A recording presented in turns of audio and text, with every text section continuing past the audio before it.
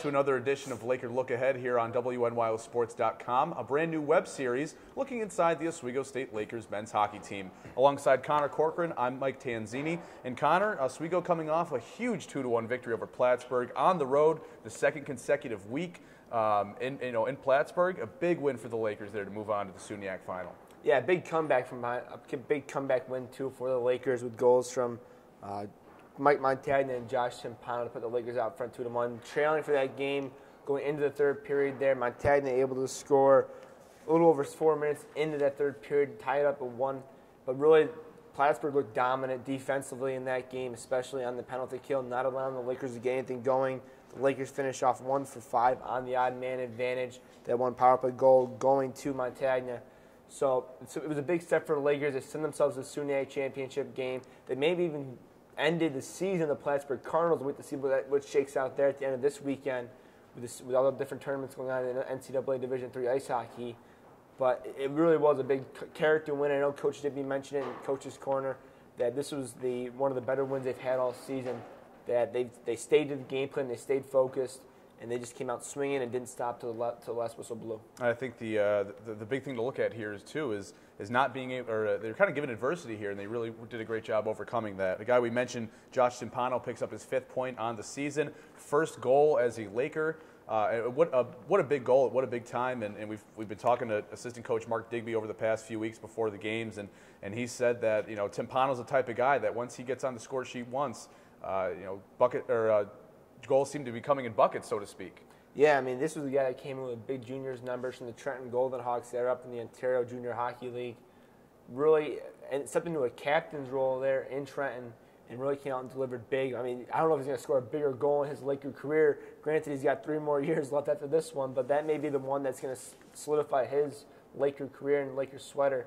So a big goal for him. And, we talked about that fourth line a lot with Coach the past couple weeks, really mentioning how you really need 4 solid lines to compete with the best talent going down the stretch in the playoffs. They did that against Plattsburgh, who is no joke offensively. I believe they were in the top 15 or so offenses, top 6 defense. So really a big piece for the Lakers to come out there with a win. You can't mention enough how Matt Zawadzki played as well. Stood on top of his head there, made 31 saves in all, and really stifled the Plattsburgh offense. And the one goal that he did give up was probably one of the prettier goals you're going to see all season scored in ice hockey. I mean, the really tic-tac-toe passing there between Plattsburgh going from the point down to the circles and down to the low slot there, leaving Alex Jensen all by himself. Not much he could do on that one, but boy, did he bail him out in that third period there, stopping everything that Plattsburgh threw at him. I think there was a point in which every Laker almost fell onto the ice trying to stop the puck from going in when Zawadzki had kind of dove out of the crease to make a big save. And I think Zawadzki's the type of guy that when you need him to make that big save, he's just been there this season for the Lakers. It's funny. We were looking at his juniors numbers earlier. His past couple seasons when the PN Raiders up in Ottawa in his junior league, I believe he had a goals against average hovering right around 2 in his 2 seasons there with the PN, which is unbelievable. Started 18 games last season in their postseason run there. I know Kenny Neal was his teammate there. He mentioned how big Matt Zawadzki is in the clutch games, in the playoff games, is the go-to guy, the guy you can count on the most. And he's shown up so far here for the Lakers in their 2 postseason games so far. You got to hope he can carry it Saturday night at Geneseo, where he came in relief of Justin Gilbert in that third period and stopped this high-flying offense by Geneseo, who has a number of offensive threats. And Matt Zawadzki, a South Carolina native, guy who's used to the warm weather, certainly has ice in his veins against Plattsburgh last weekend, and certainly probably the go-to guy for this weekend. So let's talk about some previous matchups between Geneseo and Oswego. Can't forget about that first one, a big 7-4 win for Geneseo. Some big goals off of both neutral zone turnovers and defensive zone turnovers, and that really paved the way for them in that first 7-4 victory. Yeah, that was just some defensive miscues there by the Lakers defense and the forwards that weren't breaking the puck out. They weren't carrying it in. Coach Dibby mentioned I remember back then in November that you can't turn the puck over, and every time they did, you don't see a team capitalize that often on turnovers, but Geneseo capitalized physically just about every single one. And if they did miss a few, that probably could have been 3 or 4 more goals tacked onto that 7-4 win for Geneseo. And you can't have that again in IRS Wilson Arena in Geneseo. You know it's going to be a packed house with the Ice Knights. They're gonna get all over the Lakers players. We heard them get all over Matt Zawadski and Justin Gilbert. And there's 2 appearances there at Geneseo last time out. It's also be a big mental game here for the Lakers. Ignore the crowd noise here. You did it in Plattsburgh really well. You kept Plattsburgh off the board. You kept the momentum on your side for most of it. Remember, the last time these 2 teams matched up, the Lakers outshot Geneseo 18-1 in that second period. And granted, that was at the Campus Center Ice Arena. But they can do it. They can be the better offensive team. You just need the dominoes to fall in the right order. Well, although they did have that large shooting margin, as you mentioned, they dropped another one in the Campus Center Ice Arena, a closer 3-2 matchup this time. Chris Waterstreet, 2 points in that game, and a guy who's been a real, a physical presence down low, so to speak. I know it's more of a basketball characteristic, but that's really what he's been the past few weeks. A guy who's sitting right in the crease area, right in the low slot, and able to pick up some loose change and get some goals for the Lakers. Yeah, that's what you need from your 6'4" forward. I mean, really do. I mean, he's been key so far.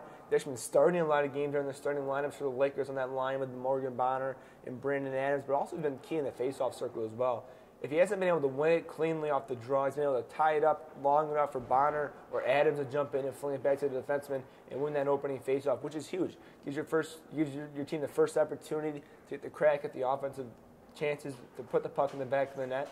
Didn't have that much success last time out against Nick Horgan, but Waterstreet again, big guy, big body out in front. I don't think any Geneseo defender can match up with his size or his skill set with his hands. He may not have the best hands in the world, but when he's been there, he's been able to put the puck in the back of the net, and that's what's been needed most. And coming into the season with more than 10 goals, more than anybody would expect from the Michigan native in Waterstreet. And you mentioned Nick Horgan. They're probably going to be the starter in that game on Saturday for Geneseo, a guy with 93 save percentage who's been impressive. He's got 12 wins, I believe 11 straight, and a guy who really, if you want to stop him, you have to make him work, and you have to get some of those dirty, not so pretty goals. Yeah, Horgan was unbelievable last time out. 35 saves on 37 shots there from the Lakers. Really stifled them all night long. Big guy too. I believe he's 6'2", 6'3" in net. Really takes away the upper body there, but he actually drops down to the butterfly. I thought a lot in the last matchup. Even for a big goaltender, really trying to take away the lower half of the net, leaving the upper half open. And that's maybe we're going to try and get some redirects out in front. Plant some guys out in front. Maybe it's a Waterstreet, maybe it's a David Titanic, maybe it's an Andrew Barton out in front, or maybe a Dylan Smith or a Timpano type of player to allow yourself to get some shots from the point. We all know Nick Rivet can shoot it. We all know Steven Johnson can shoot it. Get some mustard on it behind it and see if you can get those redirects there by Horgan. Because like you said, you're not going to get the pretty goals here tonight. I know Galati last time against Geneseo had a pretty nice shot there from the circle that beat Horgan. I don't know if you're going to get that opportunity again, especially when Geneseo had some success on the penalty kill, holding the Lakers to a 1-for-5 margin. Well, before we sign off here, Connor, what do you think is the biggest key for the Lakers this weekend going into Geneseo? I think the Lakers need to carry that momentum on the power play. I know the numbers aren't great down the stretch there between Plattsburgh, Fredonia, and Plattsburgh again.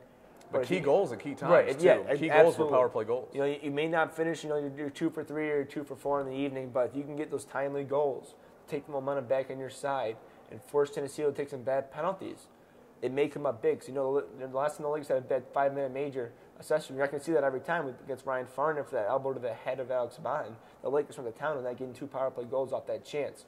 So if they can capitalize on some mistakes there by Geneseo, they should be able to walk out of the SUNYAC championship. Well, the Oswego State Lakers heading into Geneseo to take on the Ice Knights in the Ira S. Wilson Arena. That's this Saturday. Puck drop at 7 p.m. Tune into WNYO for a 6:15 countdown to face-off. We'll have puck drop at 7. You can get game recaps and highlights on WNYOsports.com after the game, and you can watch Laker Look Ahead every Thursday on WNYOsports.com.